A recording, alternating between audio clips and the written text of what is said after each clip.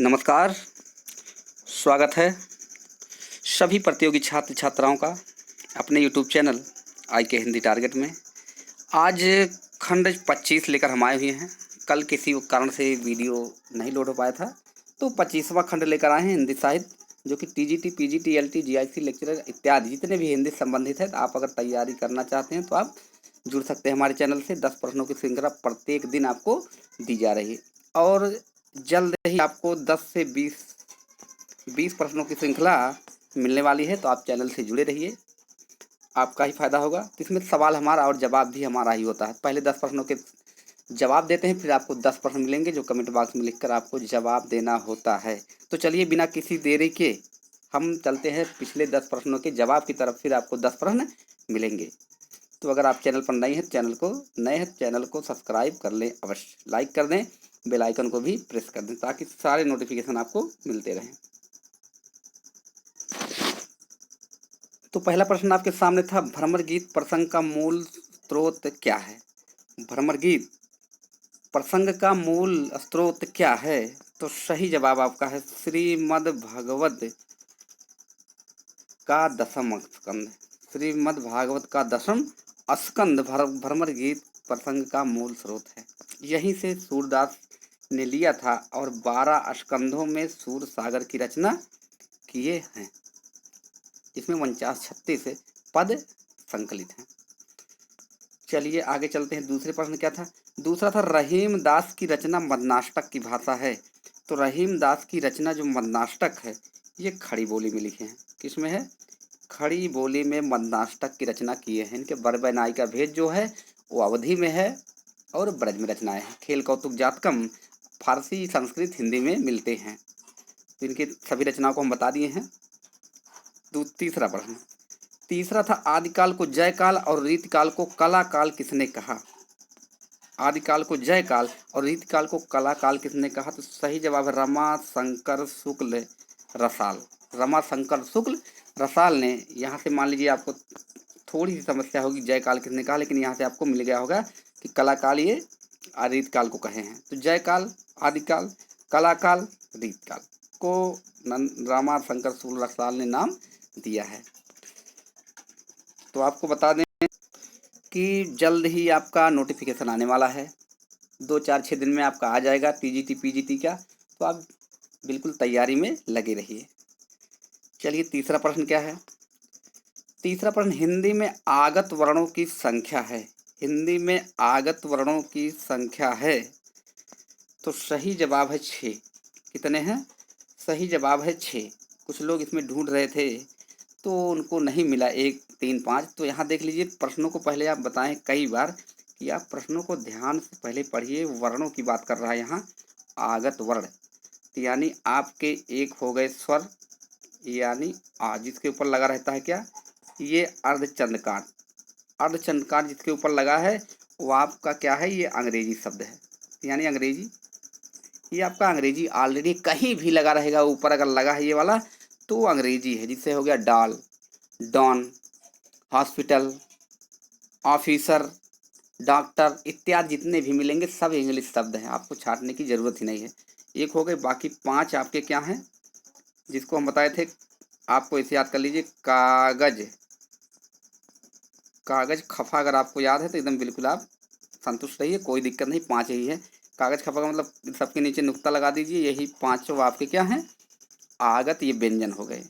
तो 5 1 6 हो गए ना, तो आगत व्यंजन हो गए। तो यानी कागज खफा, यानी का खागा और जाफा, यानी इसको थोड़ा इसको ट्रिक के माध्यम से कागज खफा कर लेंगे तो आप कभी भूलेंगे नहीं। अगर पूछेगा आगत वर्णों की संख्या तो 6। अगर पूछे आगत स्वर कितने हैं तो आपको बताने हैं स्वर जो है 1 है, और व्यंजन पूछे तो स्वर 1 और व्यंजन 5। अब शायद आपको क्लियर हो चुका होगा पूरा। तो बस प्रश्नों को आपको ध्यान से पढ़िए, तभी आपका प्रश्न बन पाएगा। 5वां, किस अलंकार में या अथवा कि कैधो इत्यादि का प्रयोग होता है? या अथवा कि कैधो, सबका मतलब एक ही होता है, का प्रयोग होता है। तो सही जवाब आपका है संदेह अलंकार। इसमें भी आपको ये क्या है? संदेह अलंकार में इसका प्रयोग होता है। कभी कभी इसे पूछ लेता है, तो आपको जानते रहिए। अगर इनमें से या अथवा कि कैधो इत्यादि आता है तो आपको आपकी पंक्ति जो है, आपको पूरा पंक्तियाँ लिखा है, कितना बड़ा लिखा रहे, आपको नहीं समझ में आ रहा है क्या है, कौन सा अलंकार है, कैसे निकालें, तो आप अगर इसमें से कोई एक शब्द मिल जाता है या अथवा कि कैधो, तो आप आसानी से बिना कि सोचे समझे देखे पूछे आप सीधे संदेह लगा दीजिए, आपका 100% एक प्रश्न सही हो जाएगा। जैसे है सारी बीच नारी है कि, नारी बीच सारी है, बार बार आएगा, सारी बीच नारी है कि नारी बीच सारी है कि सारी ही की नारी है कि नारी ही की सारी है, इसी तरह से आपका आता रहेगा। तो ये आपका क्या है, संदेह अलंकार। ठीक है,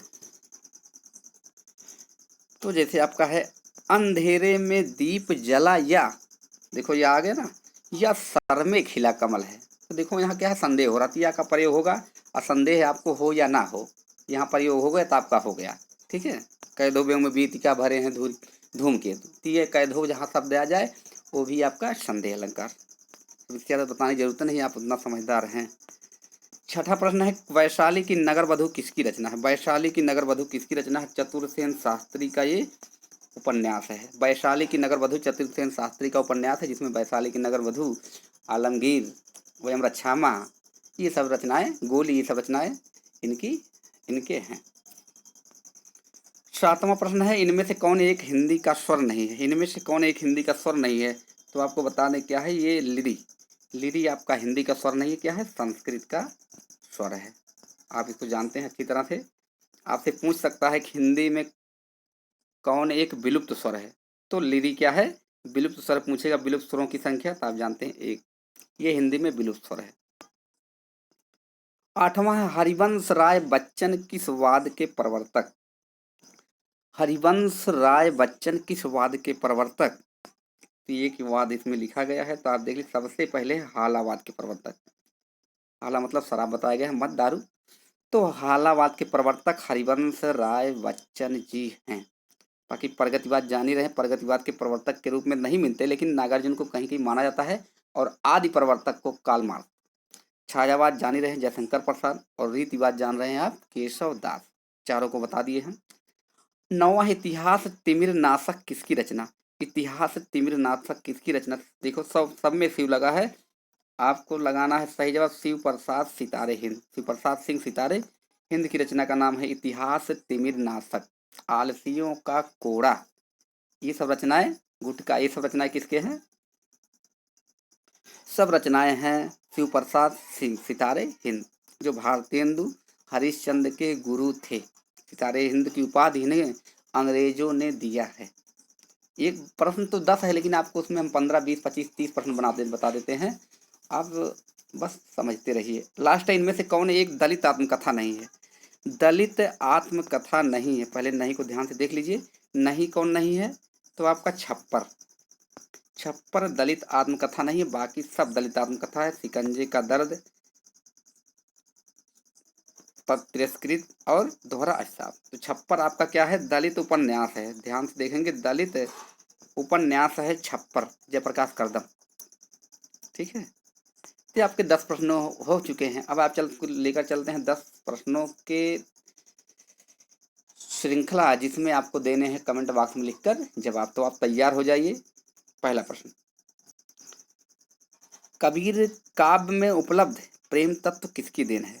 जो कबीर काव्य में उपलब्ध है प्रेम तत्व, वे किसकी देन है, इसको थोड़ा हम कलर कर लें, तो किसकी देन है, रामावत संप्रदाय, नाथ संप्रदाय, सूफी संप्रदाय, वैष्णव संप्रदाय, इनमें से किसकी देन है, ये आपको बताने हैं, ध्यान से बताइएगा। दूसरा प्रश्न, इनमें से सूफी काव्य का अन्य नाम क्या है, तो सूफी काव्य का अन्य नाम क्या है, प्रेम मार्गी शाखा, प्रेमाख्यानक काव्य, प्रेमसरई शाखा, और ये सभी। तो चारों ऑप्शन है, चारों ऑप्शन को आप ध्यान से देखिए और इसके बाद फिर अपना सही टिक लगाइए, यानी सही सही गोला करिए। तीसरा है नारी निंदा किस संप्रदाय में मिलती है। नारी निंदा किस संप्रदाय में मिलती है, तो नाथ संप्रदाय, सिद्ध संप्रदाय, जैन संप्रदाय, कोई नहीं, नाथ सिद्ध जैन इनमें से कोई नहीं। तो इनमें से कौन सही है आपको बताने हैं। जितने भी लोग का सिलेक्शन टीजीटी में नहीं हो पाया किसी कारणवश, चाहे वो अपनी गलती मान लीजिए या उसमें किस्मत को दोष दीजिए, कुछ भी करिए, किसी कारणवश नहीं हो पाया है, तो आप बिल्कुल निराश मत हो। आपके सामने रखा है, आपका बिना पैसे का होने वाला है। इसलिए आपके समझ लीजिए 3 लाख 4 लाख जो भी कुछ हैं, तो आप बिल्कुल आप निश्चिंत रहिए, आपका अब की बार सिलेक्शन होने वाला है। चलिए आगे। मेरी असफलताएं किसकी रचनाएं हैं? मेरी असफलताएं किसकी रचनाएं हैं? वियोगी हरि, यशपाल, गुलाब राय, श्याम सुंदर दास। वियोगी हरि, यशपाल, गुलाब राय, श्याम सुंदर दास। घुमक्कड़ तरई, घुमक्कड़, घुमक्कड़ में प्रत्यय देख लीजिए कौन सा लगा, इसको भी जान लीजिए। इसी वक्त बता दें, घुमक्कड़ में अक्कड़ प्रत्यय लगा है, मूल शब्द घूम है। घुमक्कड़ तरई में कौन एक नहीं आते हैं? यहाँ नहीं का प्रयोग ज्यादा हम कर रहे हैं, नहीं आते।